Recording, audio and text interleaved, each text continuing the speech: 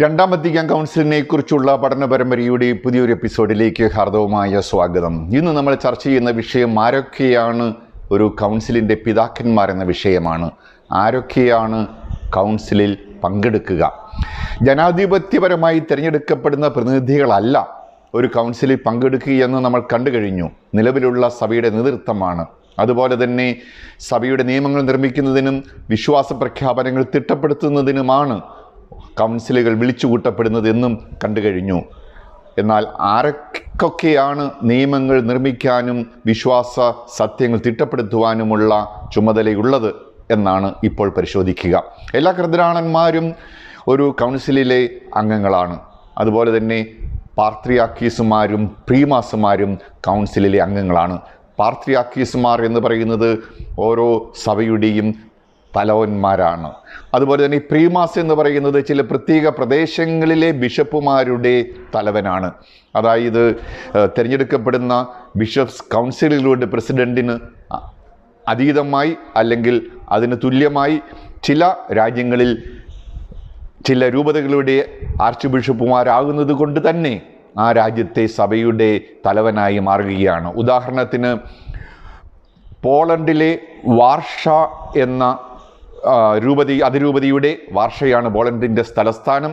ആ അതിരൂപതയുടെ മെത്രാന് അല്ലെങ്കിൽ ബിഷപ്പിന്, മെത്രാപ്പോലിത്തേക്ക് ആർച്ച് ബിഷപ്പിന് പോളണ്ടിൻ്റെ പ്രീമാസ് എന്ന പേരുണ്ട്. പോളണ്ടിൻ്റെ പ്രീമാസാണ് പോളണ്ടിലെ ബിഷപ്പുമാരുടെയൊക്കെ തലവൻ. അതുപോലെ തന്നെ ഓസ്ട്രിയ എന്ന രാജ്യത്തിലെ സാൾസ്ബുർഗ് എന്ന നഗരത്തിലെ ആർച്ച് ബിഷപ്പിന് ജർമ്മനി മറ്റൊരു രാജ്യമാണെങ്കിൽ പോലും ജർമ്മനിയുടെ ബിഷപ്പുമാരുടെ പ്രീമാസ് എന്ന സ്ഥാനപ്പേരുണ്ട്. വാർഷായുടെ പ്രീമാസിന് വാർഷായുടെ ബിഷപ്പുമാരുടെ എല്ലാം തലവൻ, ഒന്നാമൻ, ബിഷപ്സ് കോൺഫറൻസിൻ്റെ പ്രസിഡന്റ് എന്നതുപോലെയുള്ള സ്ഥാനം ഉണ്ടെങ്കിലും ഓസ്ട്രിയയുടെ പ്രീമാസിന് ജർമ്മനിയുടെ ബിഷപ്പുമാരുടെ പേരിൽ ഒരു സ്ഥാനപ്പേരല്ലാതെ പ്രായോഗികമായി സ്ഥാനമോ ഉത്തരവാദിത്തമോ അധികാരമോ ഇന്ന് ഇല്ല എന്നും ശ്രദ്ധിക്കണം. അതുപോലെ തന്നെ എല്ലാ മെത്രാപ്പോലീത്തമാരും ആർച്ച് ബിഷപ്പുമാരും ഒരു കൗൺസിലിലെ അംഗങ്ങളാണ്. മെത്രാപ്പോലീത്ത, ആർച്ച് ബിഷപ്പ് എന്ന് പറയുന്ന രണ്ട് സ്ഥാനീയങ്ങൾ യൂറോപ്യൻ സഭയിൽ ഒരേ ഗ്രേഡിലുള്ളതോ ഒരേ സ്ഥാനീയമോ അല്ല എന്നുകൂടി മനസ്സിലാക്കണം. മെത്രാപ്പോലീത്ത എന്ന സ്ഥാനീയ പേരിന് ഒരു പരിധി കൂടി ആർച്ച് ബിഷപ്പിനേക്കാളും സ്ഥാനമുണ്ട്. എല്ലാ ബിഷപ്പുമാർക്കും ഭരണച്ചുമതലയുള്ള എല്ലാ പ്രലേറ്റുമാർക്കും ഒരു കൗൺസിലിൽ പങ്കെടുക്കാനായിട്ട് അധികാരമുണ്ട്.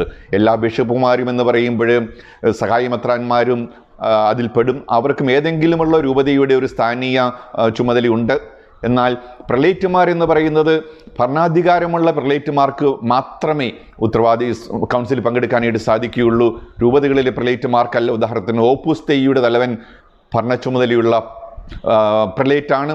അതുപോലെ തന്നെ എല്ലാ ആബട്ട് പ്രീമാസുമാർക്കും, ബെനഡിക്റ്റൻ സഭയുടെ ആബട്ടുമാർക്ക് എല്ലാവർക്കും പങ്കെടുക്കാനാവില്ല. ആബട്ട് പ്രീമാസിന് മാത്രം. അതുപോലെ തന്നെ മാർപ്പാപ്പയുടെ നേരിട്ടുള്ള കീഴിൽ ഉള്ള സഭകളുടെ സുപ്പീരിയർ ജനറൽമാർക്ക്, അതായത് ഉദാഹരണത്തിന് ജസ്യൂട്ട് സഭയുടെ സുപ്പീരിയർ ജനറലിന് കൗൺസിലിൽ പങ്കെടുക്കാനായിട്ട് അവകാശമുണ്ട്. ഇവർക്കൊക്കെയാണ് ഒരു കൗൺസിലിൽ പങ്കെടുക്കാനായിട്ട് അവകാശമുണ്ടാവുക. ദൈവശാസ്ത്രജ്ഞന്മാർക്ക് ഉപദേശകരുടെ സ്ഥാനം മാത്രമേ ഉള്ളൂ.